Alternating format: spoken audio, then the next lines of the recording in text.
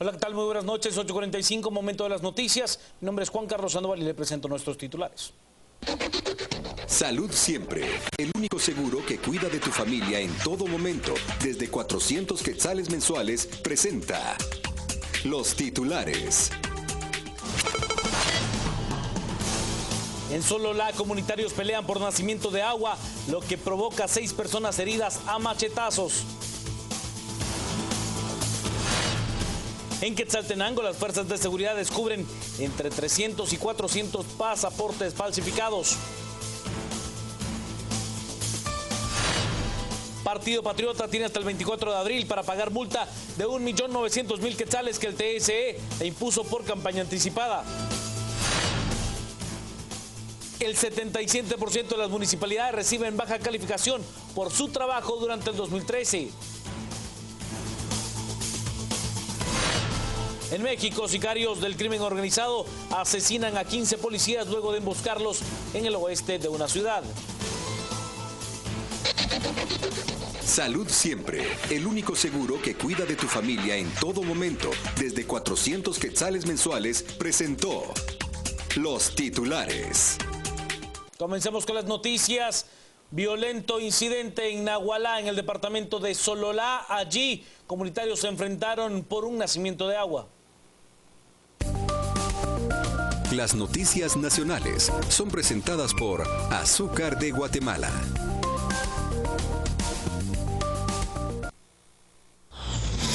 Pobladores del caserío Sucual y de la Ceiba en Nagualá, Sololá, se pelearon por un nacimiento de agua. El resultado, 6 personas heridas con machete. Todo aconteció cuando varios líderes comunitarios irrumpieron en las viviendas y agredieron a familiares y líderes del bando contrario. Algunos de ellos lograron huir de la turba enardecida y cuentan la historia. Como unos 200 personas están reunidas en mi casa, alrededor de mi casa mío.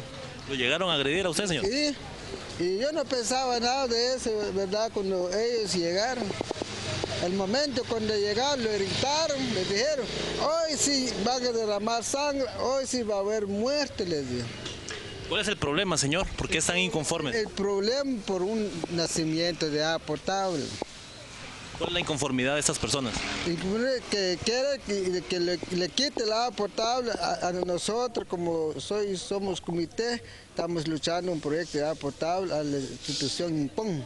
Según los líderes comunitarios, no es primera vez que ocurre un enfrentamiento de este tipo, por lo que llegaron a la subestación de la PNC de San Pablo, Jocopilas, a poner una denuncia para que se investigue los hechos y se capture a los agresores. Nosotros, por el momento, no solo esta vez, sino que ya ha sucedido una vez en el tiempo del 2006, el 1 de octubre fue eso también, totalmente fue una gran intimidaciones a las personas, el grupo, ¿verdad?, de mismo caserío.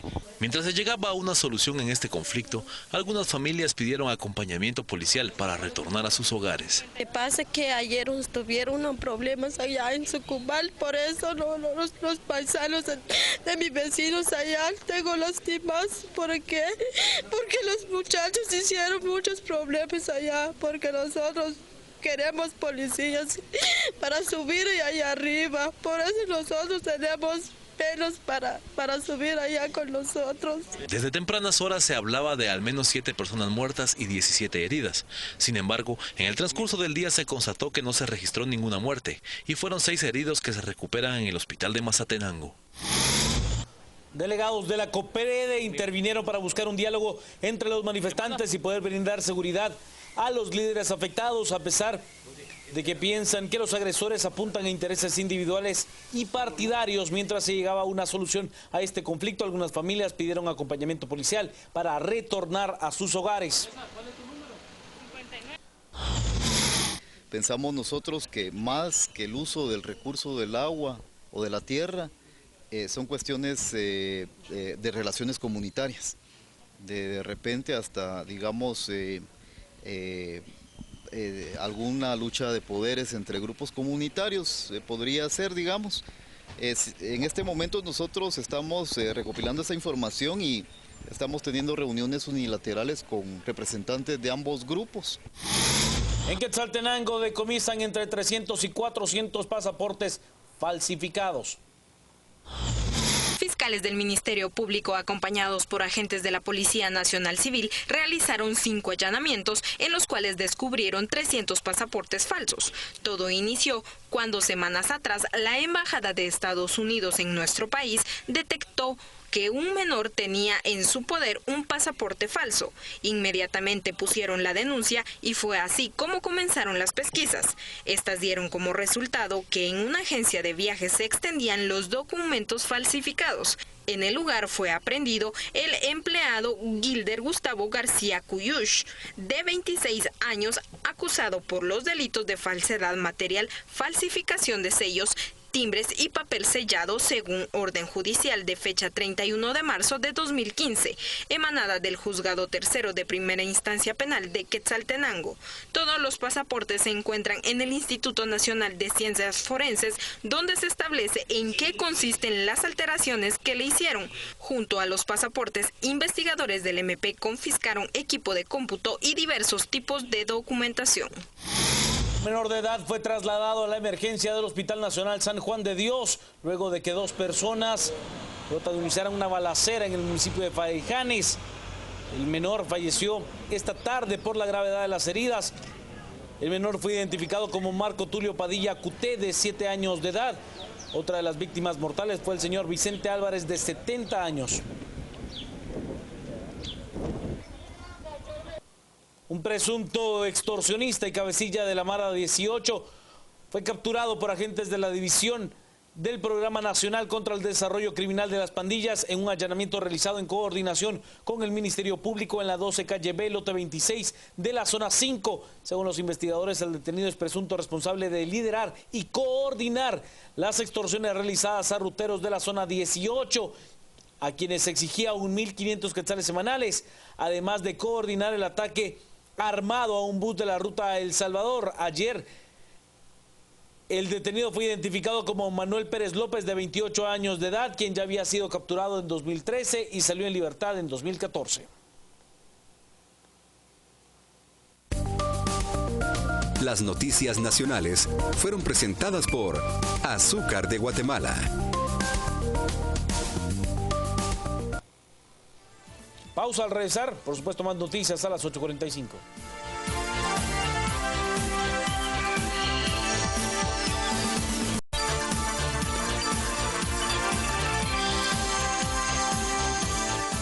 El 24 de abril es la fecha límite para que el Partido Patriota cancele la multa de 1.900.000 quetzales que le impuso el TSE. El partido político patriota ya tiene fecha límite para el pago de la multa o para accionar contra la sanción económica interpuesta por campaña anticipada en Huehuetenango por el Tribunal Supremo Electoral, que asciende a 1.900.000 quetzales. Para el registro, el partido patriota tiene hasta el 25 de este mes para pagar la multa y el 27 para interponer un amparo. De lo contrario, quedaría suspendido administrativamente ante el TSE. No creo que se espere hasta que se convoque elecciones, porque falta un poquito menos de un mes para la convocatoria y ya estaría para entonces prescrito el plazo para poder interponer un amparo. Lo que sí es cierto es de que si interponen su amparo y no les otorgan el amparo provisional, eso quiere decir que estaría hasta en ese momento firme el pago de esa multa de $250.000, si no estoy mal. Y si no es pagada, la ley dice que 15 días después de que esté firme la resolución y no se paga la multa, incurren en lo que se llama una suspensión administrativa, donde no pueden hacer gestiones y ningún tipo de trámite ante las dependencias del Tribunal Supremo Electoral. Eso implicaría que tampoco podrían presentar inscripción de candidatos a cargos de elección popular. Si es suspendido administrativamente, el partido oficial no podrá inscribir a ningún candidato. Esta es una suspensión... digamos que el partido no queda suspendido estrictamente. Lo único es que no puede efectuar ninguna gestión en el Tribunal Supremo Electoral. ¿Eso se puede hacer a partir del 2 de mayo? Eso se puede hacer antes o después del 2 de mayo. Esa suspensión, digamos, administrativa está sujeta a que se pague la multa. 77% de las municipalidades del país salieron mal calificadas en un estudio que fue realizado por parte de la cooperación alemana en colaboración con CGPlan. La secretaria de Planificación y Programación de la Presidencia CGPLAN presentó el ranking de la gestión municipal 2013, en el cual se analizaron las acciones de las 334 municipalidades a través de 31 indicadores, entre los que se encuentran la gestión administrativa, financiera, de servicios públicos, la participación ciudadana y la información presupuestaria. El 77% tiene muy mala calificación. Lamentablemente se encuentran en las categorías precisamente media, baja y baja, sobre todo con lo que tiene que ver con la generación de recursos propios, mucho que tiene que ver también con la provisión de los servicios básicos que tienen a cargo las municipalidades. Estos son dos de los principales retos que yo podría mencionar a nivel de esas brechas y ese esfuerzo que todavía tienen que hacer los municipios para poder ir mejorando en el ranking. A nivel de los servicios públicos que tienen que brindar las municipalidades, tenemos serias deficiencias todavía en cuanto a lo que tiene que ver con agua potable, con saneamiento básico, con drenajes, con manejo de basuras, por ejemplo. Ese es un reto que enfrentan la mayoría de las municipalidades. CGPLAN además presentó el ranking del top 10 de las mejores municipalidades, que son Santa Catarina Pinula, Salamá, Cobán, San Lucas Zacatepeques, San Pedro Carchá, Raxujá, San Cristóbal Acazahuastlán, Sololá, Puerto Barrios y por último la Municipalidad de Misco, con categorías de media, alta y media. El presidente de la Asociación Nacional de Municipalidades, pues Isaías Martínez, los resultados que posicionan a las 10 mejores municipalidades del país se debe principalmente a la gran cantidad de recursos que se tiene en esos municipios. Es una medición técnica científica y son 31 elementos los que son evaluados por parte de CGPLAN con el apoyo de GIZ, de la cooperación alemana. Entonces, queremos creer nosotros que sí se cumple a cabalidad con las mediciones que están propuestas y que los 10 que están encabezando pues son los que mejor han hecho su trabajo. Son municipios muy potencialmente fuertes. Por ejemplo, lo que ha pasado muchas veces es que la información no se ha dado como se debe y por eso es que la medición pues arroja a mandarlos a lugares muy altos. Mire, para nadie es un secreto que los municipios con más dinero son los que más capacidades tienen de tener buenos equipos de trabajo, equipos técnicos, equipos profesionales y que permiten pues realmente hacer mejor su trabajo.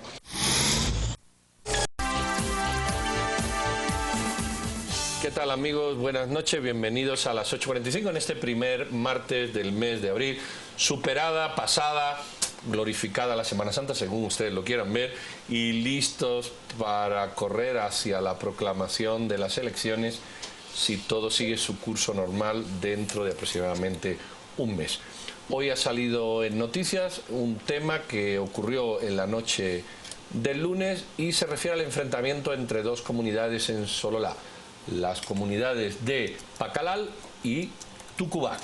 Los habitantes o parte de los habitantes de estas dos localidades han tenido un enfrentamiento con información no muy clara en el que se habla de muertos, que parece ser que no es así, pero sí de algunos heridos a machetazos por temas de un yacimiento de agua.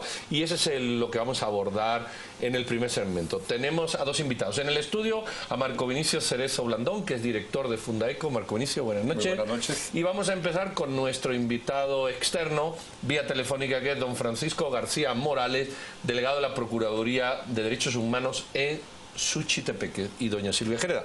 Pues si quiere, Silvia, la primera para el señor de la Procuraduría. Muy buenas noches, señor Procurador. Es un gusto estar con usted en este espacio donde tenemos información muy poco clara de qué es lo que está ocurriendo en estas comunidades. Sabemos que hubo un conflicto por el tema del agua. ¿Nos pudiera usted ampliar qué es lo que está pasando y si existen otros casos similares en el área donde usted se encuentra actualmente? Muy buenas noches, sí, efectivamente. Aparte, pues también tenemos muy poca información. El día de hoy estuvimos en el Hospital Nacional de Mazatenango para establecer a los heridos que se encontraban ahí y también conversamos con familiares de los heridos, quienes nos manifestaron que y el enfrentamiento que hubo desde la noche de ayer, en el cual hubieron inclusive disparos a las viviendas, no hay muertos, según ellos indicaban. Llegar a la comunidad no lo pudimos hacer por la situación conflictiva que se encontraba. Lo que sí sabemos es que el conflicto es sobre un nacimiento de agua cuyo aparentemente se había resuelto mediante un acto, una actividad que se había realizado en Gobernación Departamental de Sololá. Es la información básicamente que es la que tenemos. Señor García, ha también trascendido información, posiblemente no sea cierta, pero se la queremos preguntar, de que más que un problema entre comunitarios, es un problema entre líderes que de alguna manera quieren monopolizar el yacimiento, hacer negocio, en fin, o cualquier otra cuestión. ¿Podría usted precisar algo al respecto o no tiene constancia de ello? Bien, los familiares nos indicaban que hay una persona que instiga, luego de que se había llegado al acuerdo en Gobernación Departamental de Sololá, estuvo instigando el día de ayer, y fue en que de alguna forma provocó los incidentes que se dieron. Nos dieron el nombre de esa persona, pero por no tenerlo confirmado no podemos hacerlo público por esa misma razón. Pero sí, en el fondo del asunto es así, hay un problema de nacimiento de agua, hay un problema que aparentemente había sido resuelto, pero hay intereses muy particulares de algunos líderes en que esa cuestión se resuelva a la manera que a ellos les conviene. Señor Procurador, en este caso, ¿me podría explicar cuál es el interés de estos líderes y cuál es, en este caso, la conveniencia para crear un conflicto de esta naturaleza? La información preliminar que no ha sido confirmada hablaba de 14 personas heridas. ¿Cuál es el trasfondo de este problema en un país como Guatemala, donde tenemos muchos ríos y recursos naturales? Pareciera ser que hay algo de fondo. ¿Qué es lo que está pasando acá? El fondo es económico, básicamente. Hay que recordar que esa parte corresponde al municipio de Nagualá, Palacal y Sucubal, que conlinda con el departamento de Suchitepeques, básicamente con Santo Tomás La Unión. Es una zona montañosa, no es la costa como lo es todo el departamento de Suchitepeques. El agua es muy preciada y escasa también en este lugar. Entonces el fondo es básico, es el poder económico que pueden tener al tener el control de un nacimiento de agua.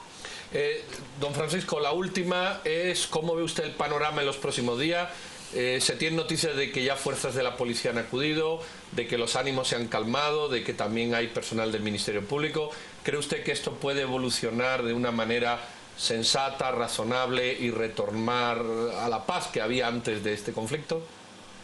Si hay, como se ha indicado, que hay intereses muy particulares, la solución no va a ser tan fácil, porque como le digo, sí hay un antecedente, se platicó con anterioridad, hubieron actas en las cuales habían acuerdos, entonces, pero si el trasfondo es como el poder tener el control del nacimiento y es económico, la solución puede ser no inmediata.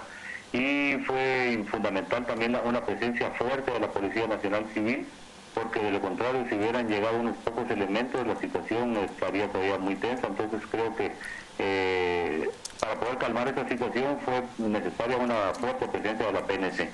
Muy bien, señor García Morales, muchísimas gracias, nuestros mejores deseos en su trabajo y que todo vaya bien. Tenga feliz noche y seguimos en el estudio. Marco Vinicio, tu percepción de lo que han dicho y tu evaluación, si quieres agregarla a lo que ha contado. Bueno, irónicamente en Guatemala es un país en el que llueve mucho, no es un país desértico, ¿verdad? Es un país que tiene recursos hídricos, pero ya estamos viendo desde hace algunos años la competencia por los recursos. Y quizá el mensaje más importante es que la gobernabilidad, la cohesión social, yo diría la seguridad ciudadana van a estar cada vez más vinculados por la competencia y los conflictos vinculados a los recursos naturales. Y naturalmente el agua va a ser el primero de ellos por su importancia, ¿verdad? Entonces, sabemos de muchos conflictos. Hace apenas, por ejemplo, unos meses, unas semanas, de hecho, el humedal de Monterrico se estaba secando.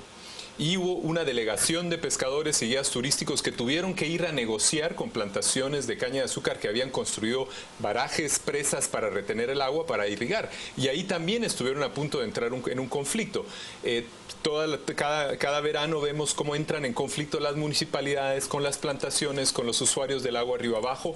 Y esto es algo que vamos a ver más si no le ponemos atención a la crisis ambiental y en particular a un manejo sostenido de los recursos naturales. A mí me llama muchísimo la atención. En este caso, la Policía Nacional Civil ha reportado que no puede entrar a esta pequeña aldea. Sabemos que se trata de una pequeña aldea, no estamos hablando tampoco de crimen organizado hasta donde se tiene conocimiento, licenciado Cerezo.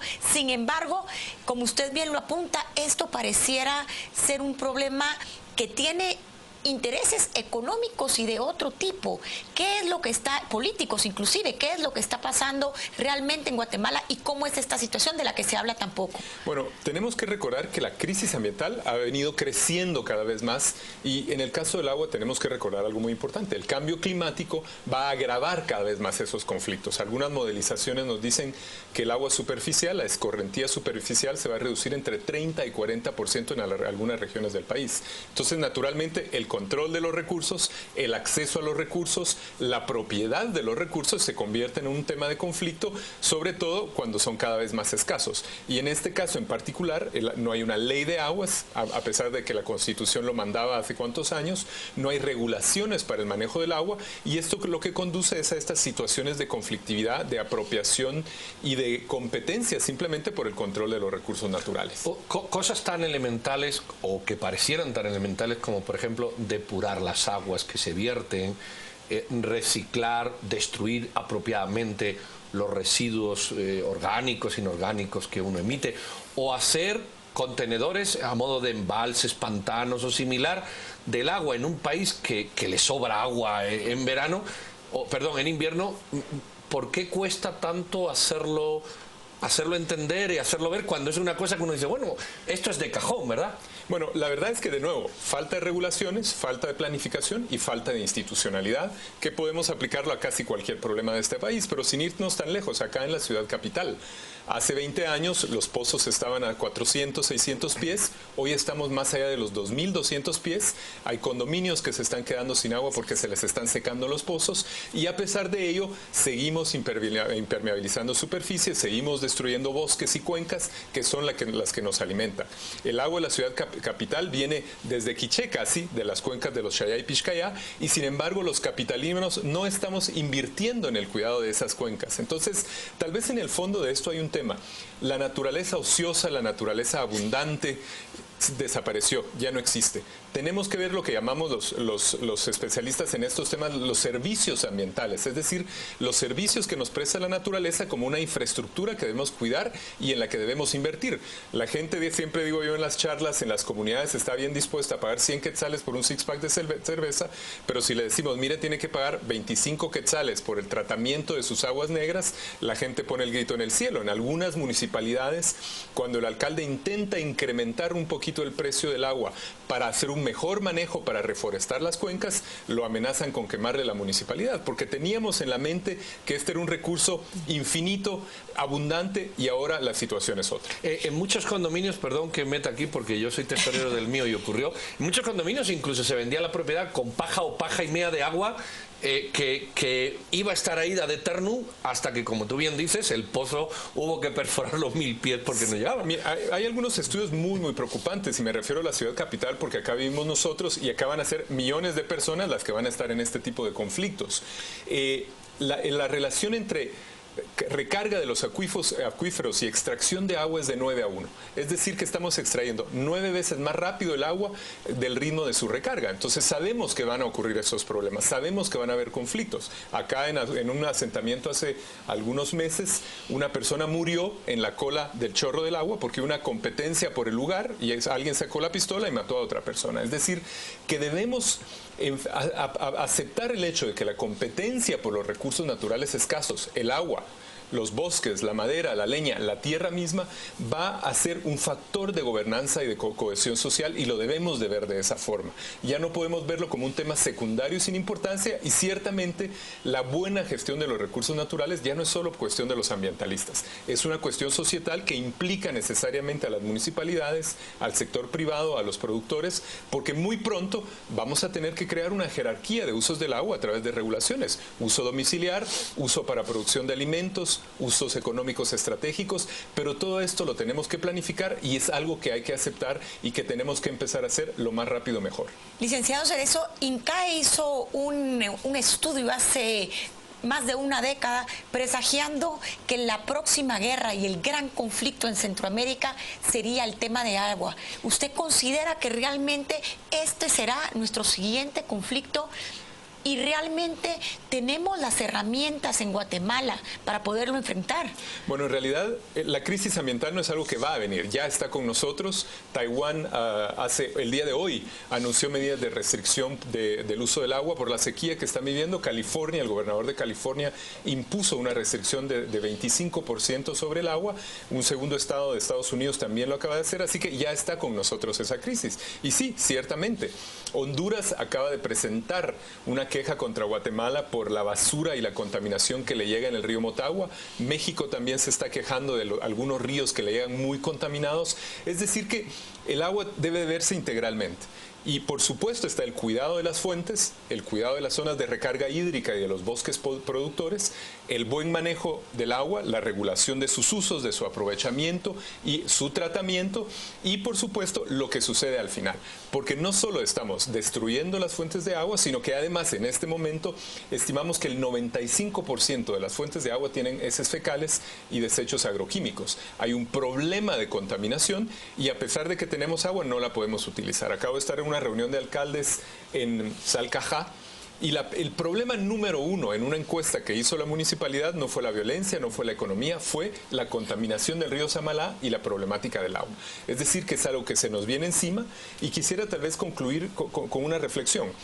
El concepto de seguridad ambiental se ha empezado a desarrollar hace algunos años. Hemos trabajado con una institución británica de análisis estratégico de conflictos sobre el tema del agua en Mesoamérica. Y ya desde una perspectiva de seguridad ciudadana se habla de la inseguridad ambiental y de los conflictos que los recursos naturales, la competencia por recursos naturales escasos va a provocar. Las soluciones están ahí, esto no son problemas técnicos. Ordenamiento territorial, regulaciones para el buen uso del agua y yo diría aceptar que tenemos que invertir en el cuidado de los recursos. Hay aquí un televidente, Juan, que dice, hablen algo sobre el INAP, esa es la pregunta para usted, y otras instituciones supuestamente protectoras del medio ambiente, que son burocracia ineficiente. Podemos extenderlas quizás al Ministerio de Ambiente y a otras cuestiones. ¿Estamos ante esa burocracia ineficiente? Bueno, obviamente Guatemala, como todos sabemos, es el país que tiene la más baja recaudación tributaria en toda América Latina, 10% del PIB. Tenemos instituciones muy débiles. Pero yo diría acá que nos olvidemos un poco del gobierno central. La gestión ambiental municipal es la única salida de esta problemática. A las municipalidades les hemos trasladado la responsabilidad de la basura, del agua, del tratamiento de las aguas, del ordenamiento territorial, del ornato, de la contaminación visual, y sin embargo no les hemos trasladado capacidades, competencias técnicas y por supuesto recursos para enfrentar estas emergencias. Yo diría que las instituciones, el Ministerio de Ambiente, el INAB, el CONAP, tienen un rol, pero en el tema de la buena gestión del agua, la gestión ambiental municipal es clave y deberíamos de ir en esa dirección. Son las municipalidades a nivel local las que deben de fortalecer sus capacidades y si el Congreso no puede sacar una ley de aguas por su nivel de discusión y de polémica, nuestras recomendaciones a las municipalidades es que desde el nivel local se construyan regulaciones de uso basadas en la concertación de los actores. Y lo que estamos viendo en estas comunidades, con todo lo que implica la apropiación ilegal de las fuentes, es la ausencia de procesos de concertación para el uso de los recursos naturales. Nos guste o no nos guste, los azucareros, los palmeros, los pescadores, los agricultores y las municipalidades de Río Abajo van a tener que iniciar procesos de concertación y de planificación para la conservación, el buen uso y el cuidado de los recursos. Licenciado, justo a eso iba yo. En este régimen, ¿qué se ha hecho a favor de este tema tan importante, tan crucial a nivel de Congreso, a nivel de municipalidades? ¿Hemos avanzado? ¿Cuál es nuestra situación real? Bueno, la verdad es que lamentablemente la Asociación de Organizaciones Ambientalistas de Guatemala, SOREMA, hizo una conferencia hace algunos días vinculada al tema del agua de Amatitlán, otra crisis vinculada al agua, y en realidad pues vemos con mucha tristeza cómo en estos últimos años se ha venido debilitando la institucionalidad ambiental, se ha venido recortando recursos. El Ministerio de Ambiente incluso incluso ha hecho transferencias hacia otras dependencias, los presupuestos se han venido recortando y limitando. Es decir que no estamos avanzando en la dirección correcta. Pero el dilema con los recursos naturales es que tarde o temprano lo vamos a tener que empezar a hacer. Y mejor si lo hacemos temprano, porque si no vamos a estar en situaciones de crisis. Hay comunidades pequeñas, rurales en California en las que ya se ha planteado el éxodo, es decir, abandonar comunidades que se están quedando sin agua. Acá, en un paisito tan pequeño, con más de 20 millones de habitantes, es nuestra estimación de acuerdo a los últimos datos. Si no entramos a la buena gestión de los recursos naturales, este tipo de conflictos se van a multiplicar en toda la República. Marco Vinicio, la idea de hacerlo todo, vamos a decir, descentralizado y al menor nivel de organización política posible, me parece muy clara, explicada y muy lógica. Pero contrasta con esa otra respuesta de es difícil a las comunidades hacerle invertir 25 quetzales por residuo del agua. No digamos ya, por ejemplo, otro tema, la madera, ¿no? El corte de la leña y esto. Claro. ¿Cómo vender, proyectar, convencer a las nuevas generaciones, pero en lo local, de que esto tiene que ser así? O sea, donde se tiene que hacer parece que es el problema de poder hacerlo. Bueno, de nuevo, como en todos los problemas ambientales, debemos de tener un enfoque sistémico. El Estado, a nivel central, el Congreso de la República, debe hacer su rol. Necesitamos una ley de aguas tarde o temprano. La CEGEPLAN debe apoyar los procesos de ordenamiento territorial. El Ministerio de Ambiente debe aplicar estrictamente las regulaciones sobre vertidos y aguas residuales. Y de nuevo, las municipalidades tienen un rol y las comunidades tienen un rol. En El Salvador hemos visto procesos de organización comunitaria alrededor de la gestión del agua, comités comunitarios de agua que se organizan para cobrar tarifas, para distribuir y asignar cuotas de agua. Entonces, cada nivel tiene su rol y su responsabilidad. La equivocación es dejar esto a quien vive, no tener ninguna regulación, dejarlo abandonado a la ley de la jungla y del más fuerte, porque eso a lo que conduce esas situaciones como la que estamos viendo hoy. Uno de los televidentes pregunta, estamos a un mes de que arranque el proceso electoral. ¿Qué es lo que los ciudadanos guatemaltecos deberían de exigir en una propuesta al próximo presidente? Primero, honestidad, ¿verdad? Eso me parece que los guatemaltecos estábamos todos desesperados por los niveles de corrupción que se han estado viendo. Segundo, institucionalidad. Creemos que las soluciones a los problemas ambientales no se dan en meses ni en algunos años. Necesitamos soluciones de Estado y eso es lo que requiere institucionalidad, planificación y tercero, inversión. No podemos atender los problemas ambientales sin una inversión seria de largo plazo. Muy bien, Marco Vinicio Cerezo, muchísimas gracias. También a nuestro invitado por teléfono, el señor Francisco García. Ahí ven, hay muchos problemas, pero nosotros, creo que el resumen, nosotros somos los responsables de entrarle cuanto antes y sin perder tiempo a solucionarlo para evitar estos problemas de apropiación, de uso indebido o de lucha por los recursos. Muchas gracias por las explicaciones. Muchas gracias también al delegado de la Procuraduría en Suchitepeques, y ustedes, si no se van, le vamos a traer otro tema de su interés, pero en un ratito.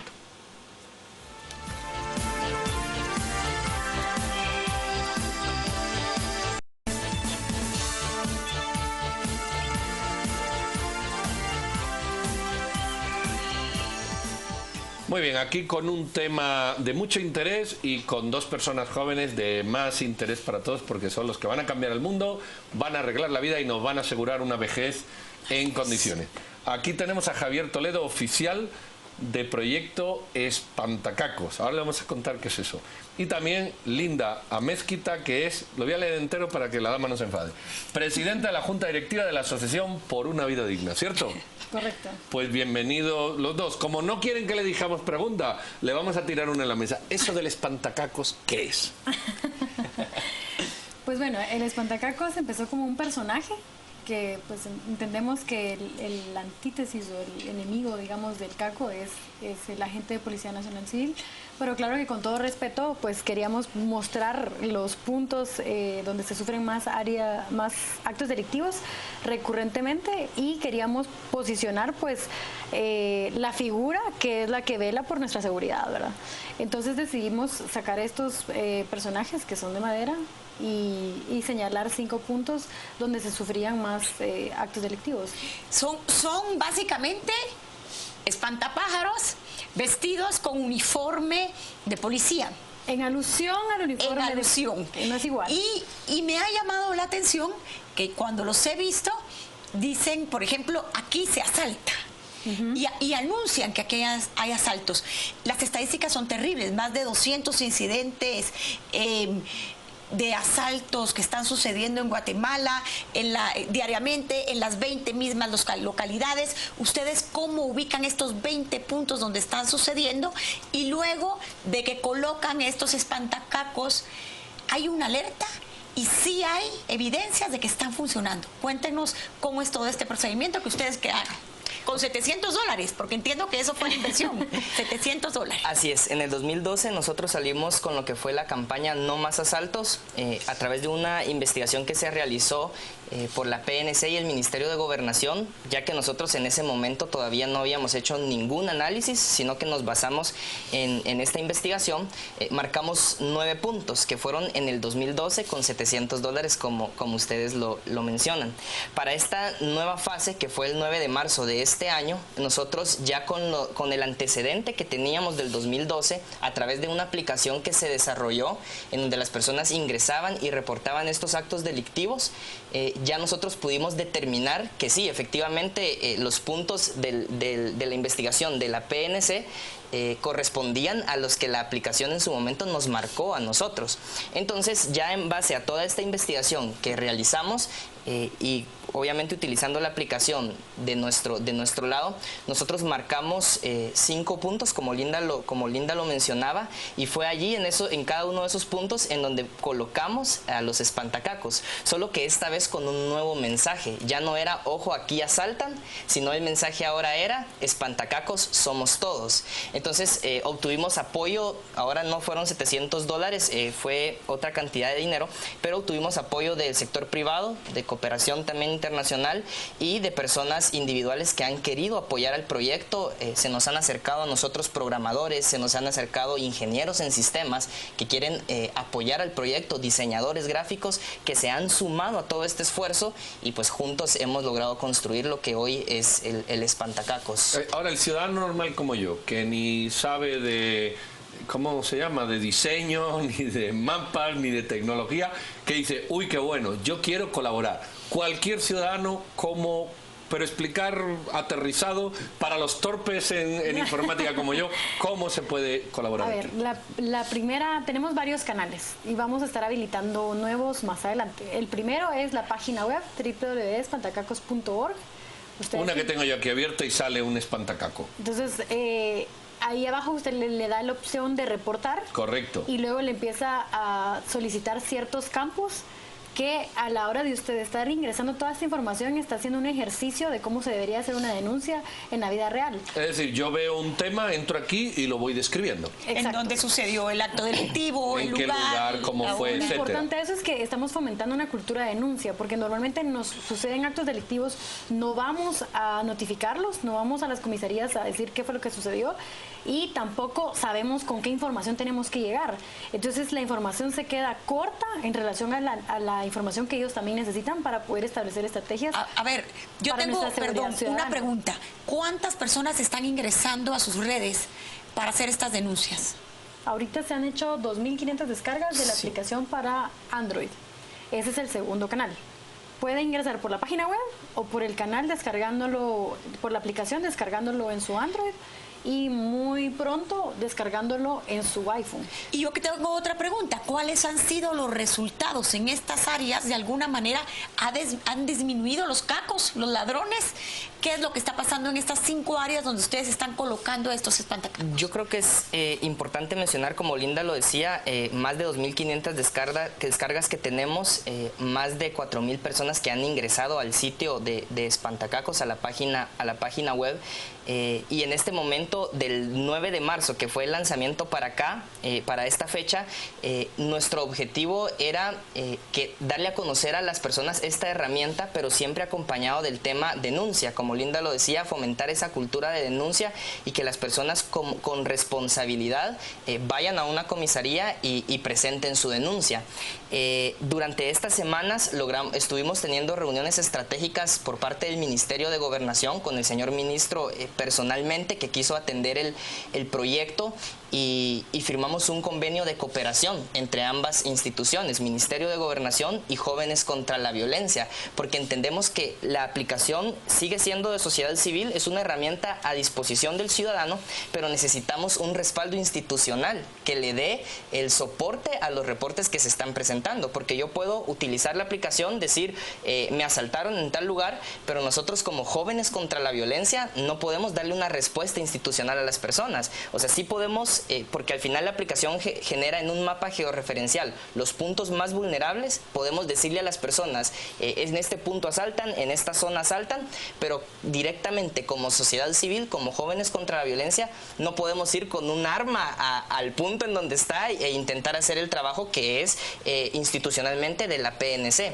Entonces, durante estos días se han registrado entre los más comunes robo de celular, artículos personales, y el día de ayer nosotros firmamos un convenio de cooperación con el Ministerio de Gobernación, en donde le entregamos a ellos el compendio de los primeros reportes generados que fueron validados, se los entregamos para decirles, acá está la información, y ahora ellos de manera responsable, de manera institucional, darle el seguimiento en el ámbito de la competencia de cada reporte. Por ejemplo, si es extorsión, lo que compete a la extorsión, si es robo de celular, lo que compete al celular, si es robo de artículos personales, lo que compete, pero de manera institucional, como el orden debe ser. En el año 2012... recuerdo que algunos de los lugares donde ustedes pusieron espantacacos, inmediatamente después la policía actuó y hubo varias capturas. Exacto. ¿Qué pasó después? Pues después no podíamos continuar porque no lográbamos este enlace, y teníamos que también entender que para fomentar esta cultura de denuncia teníamos que mejorar la aplicación, teníamos que hacerla más intuitiva, como decía Pedro, para que cualquier persona que acceda pues fácilmente con un par de clics pueda enviar la información. Y entonces lo importante ahorita de este relanzamiento es que espantacacos somos todos. La situación no va a mejorar porque yo no vaya a hacer... Digamos, si yo no voy a dar mi denuncia a la comisaría, ¿cómo puedo esperar que la policía pueda dar respuesta? Y ahora a través de este canal podemos evidenciar, a través de estos mapas, las áreas donde hay más riesgos, donde se cometen actos delictivos, y que pues no es la realidad como tal, sino es la realidad de lo que los espantacacos, como Pedro o todos aquí, descargamos la aplicación e ingresamos esa información, la información que nosotros mismos estamos generando y que ahora llega a las autoridades para que ellos den respuesta, y esperamos en un plazo muy pronto poder darles las buenas noticias de que los reportes que se han recibido a través de la plataforma tuvieron una respuesta, y pues dar más noticias que las que tuvimos en el 2012. Una pregunta de apreciación, no sé si tenéis los datos. ¿Cuál es el perfil de la gente que denuncia? Lo tenemos. Y luego, si las denuncias que les llegan a ustedes, de alguna manera, son las que conocemos, o hay más o hay menos, o genera alguna distorsión. Digamos, la plataforma, las denuncias, los reportes que se reciben en realidad son anónimos. Entonces no tenemos datos de quiénes ingresan información. Ni tenéis un perfil hecho. Los datos que sí recibimos es el tipo de arma, o el tipo, digamos, si se fue en grupo, si fue hombre, si fue mujer, si se hizo con arma de fuego, si fue violencia verbal, sí, verbal o extorsión, o física. Entonces, digamos, tenemos varios filtros que ahora la aplicación nos va a permitir poder filtrar por zona qué fue el acto que más se está cometiendo, pero de los que recibimos a través de los espantacacos, que somos todos, que ingresamos esa información ahí, porque de lo contrario la aplicación no tiene sentido si no la usamos como ciudadanos, si no... ¿Y habéis visto que vuestra información es contrastada con la policía? ¿Son las mismas? ¿No son las mismas? ¿Hay gente que denuncia aquí, no denuncia en la policía? Hay temas que salen aquí, por ejemplo, extorsiones, que no salen a lo oficial porque la gente no quiere dar la cara. De hecho, bueno, una de las principales cosas es que al ser anónimo la gente confía, y al ser sociedad civil y no una herramienta de gobierno, la gente confía más todavía. Sí. Creo que es importante mencionar que, retomando un poco lo del 2012 para caer en la pregunta que nos hicieron, 2012 era un año muy prematuro en el tema de aplicaciones. iOS y Android estaban todavía entrando al mercado con toda la fuerza, y eran otros dispositivos quienes tenían la mayoría del mercado. Entonces, podemos decirlo abiertamente, Espantacacos fue quien abre esta brecha para este tipo de aplicaciones, porque anteriormente no se tenían. Hoy por hoy tenemos otras herramientas, inclusive el mismo Ministerio de Gobernación, a través de la reforma policial, lanzan una aplicación que va por la misma vía. Sin embargo, la gente confía en Espantacacos porque es una herramienta que no es de gobierno. Y son jóvenes. Y yo tengo nace de la ciudadanía, ¿verdad? Yo tengo una consulta. Leí hace algunos años el libro Liderazgo de Rudolph Giuliani, el exalcalde de Nueva York, y él comentaba cómo la ciudadanía y la policía comienzan a colaborar creando bases de datos e identificando puntos medulares de toda esta criminalidad. En este caso, ¿cuál fue la inspiración de este proyecto? ¿Está basado un poquito en el proyecto de Giuliani o de dónde sacaron ustedes, patojos, esta brillante idea? No, al final es la creatividad y es la chispa del guatemalteco, creo yo, que ante una mala situación siempre vemos cómo darle la vuelta y encontrar soluciones. Y creo que en este punto, pues nosotros tenemos en esta generación la tecnología al alcance de nuestras manos, y fue pues básicamente poner la creatividad en función a esta problemática, a este desafío. Que podemos aportar una herramienta, la podemos promocionar a través de estos. ¿De dónde surgen ustedes? Ay, eso es más complicado, pero se lo resumo así bien cortito. Nosotros ya vamos a cumplir ahorita en junio 6 años de estar trabajando en prevención de violencia específicamente juvenil, porque el 70% de la población es menor de 35 años y son víctimas y victimarios los que causan y sufren la violencia. Entonces, en el 2009 hicimos toda una movilización para generar el documento de recomendaciones de política pública para la prevención de la violencia juvenil. Lo presentamos a los 3 poderes del Estado, no tuvimos la aceptación que hubiéramos querido en ese entonces, y desde entonces hemos venido trabajando en llevar ese proyecto a la implementación en proyectos piloto. Ahorita estamos trabajando principalmente en Villanueva, en Villacanales, y también vale la pena mencionar ahorita que Espantacacos no es solo una herramienta tecnológica, sino también tiene un componente comunitario, donde estamos acercando a la comunidad, como tú bien decías, a la comunidad con las autoridades locales a que se establezcan planes en conjunto de seguridad y de planes estratégicos y planes ya de acción. Hay aquí 2 preguntas, una de Walter, que dice que si se puede crear espantadiputados, que sería una buena cosa para sacarlo. Yo creo que eso no está en el programa todavía, pero alguien chispudo también lo puede sacar, un espantadiputado. Y otra de Alex, que dice, ¿en qué se diferencia esta aplicación con Alertos?, que dice que es otra similar. Ok, creo que es, ambas aplicaciones al final apoyan al ciudadano a que puedan denunciar. Como lo decíamos en la pregunta anterior, la ventaja que Espantacacos tiene es que nace del ciudadano. Acá no tenemos a una empresa detrás de, sino que es algo que en lo que cada ciudadano ha aportado. Como lo decíamos, acá hay personas que se han unido, que han aportado. Personas, grupos, cualquiera que quiera es bien recibido. Dentro de estos 6 años han habido muchas personas que han colaborado, y ellas mismas nos han dicho, sí, que fue en ese entonces, en el 2012, aquí siempre ocurren actos delictivos y no pasa nada. Entonces fue como, ¿qué podemos hacer para evidenciar esos puntos de una forma creativa y que sea más que una crítica, sea una propuesta? Alertos sí es de gobierno. Tiene alianza con gobierno. Lo que es importante mencionar acá es que volvemos a lo mismo. Espantacacos no nace con un presupuesto, no nace con un presupuesto establecido para en cuanto os apoyen, claro. Exactamente. Sale de la necesidad y de buscar espacios para poder contribuir, ¿verdad? Dar propuestas siempre, y tal vez la diferencia es que pues somos jóvenes, nos comunicamos con más jóvenes, la tecnología está como más a disposición de los jóvenes. Más de 17 millones de celulares.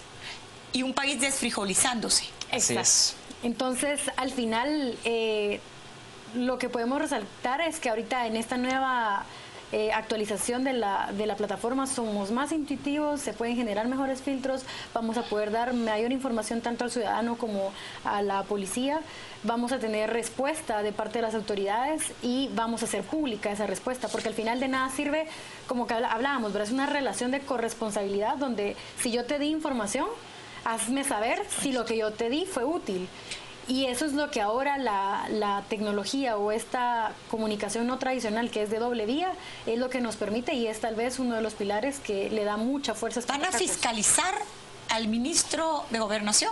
De hecho, dentro de uno de los puntos del convenio que firmamos el día de ayer con el señor ministro, es eso, uno de los compromisos de Asociación por una Vida Digna y Jóvenes contra la Violencia es velar porque los reportes que se estén dirigiendo a ellos se les dé un seguimiento. Y acá nosotros pues explicar que esto va a estar siendo enviado al Ministerio de Gobernación, alimentado a su sistema día a día. Se ha creado un servidor web que está en medio del servidor de Jóvenes contra la Violencia y del Ministerio de Gobernación, y esto se va a alimentar a diario. Entonces nosotros periódicamente, dentro de los compromisos que tomamos a través del convenio de cooperación, es el compromiso de velar y de dar un seguimiento a que el Ministerio de Gobernación responda a las necesidades presentadas a través de los reportes. Es un convenio en doble vía. Nosotros vamos a estar enviando la información y cuanto ellos tengan respuesta de alguno de los reportes nos la van a hacer llegar para que nosotros podamos comunicársela a la ciudadanía. Muy bien, Javier y Linda, muchísimas gracias. Ya han visto ustedes lo que las autoridades políticas con casi 47.000 millones de quetzales son incapaces de hacer. Dos jóvenes con $100 son capaces de proyectar. Si piensan todavía que la juventud no tiene futuro o que este país no lo van a arreglar los jóvenes, usted no está al día y debe de abrir espantacacos o espantarse cada vez que oiga estas cosas. Nos alegramos mucho, nuestro apoyo, reconocimiento, por lo menos el mío. Si han sido víctimas de violencia, a espantacacos.org. No se les olvide. Y vamos a terminar con esta cita que creo que lo de Fernando González, que lo resume. Enhorabuena por los jóvenes, más proactivos y responsables que las generaciones que les precedemos. Mis felicitaciones. Lo ha dicho él y yo lo comparto. Un aplauso en nombre de toda la audiencia. Ahí ven, muchísimas gracias a todos. Doña Silvia y un servidor. Nos despedimos hoy alegres y contentos porque vemos un futuro mucho más esperanzador de lo que uno puede imaginar en ocasiones. Lo dejamos con deportes y le damos las gracias por estar en sintonía con Canal Antigua. Feliz noche. Los deportes son presentados.